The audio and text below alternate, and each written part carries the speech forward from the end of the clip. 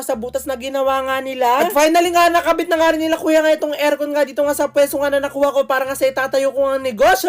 Hinigpitan na nga lang nila kuya, talagang nilalagyan na lang nila dito yung mga tornilyo at okay na nga at pwede na nga gamitin nga itong aircon nga na binili ko. So ito na nga mga kapudi, ayan, so natapos na nga natin ikabit nga yung aircon. So pwede na natin siya gamitin. So buksan na natin siya para matry na natin at titignan natin kung malamig. So tara na, sasak na natin. So ito na siya, so bubuksan na natin siya para titignan natin kung malamig. Ayan na. Ayun. Ayun, okay na siya. Talagang lalamig na itong ano na to, pesto na to. Di na ako mainitan kapag magbibenta ko kasi meron tayong aircon.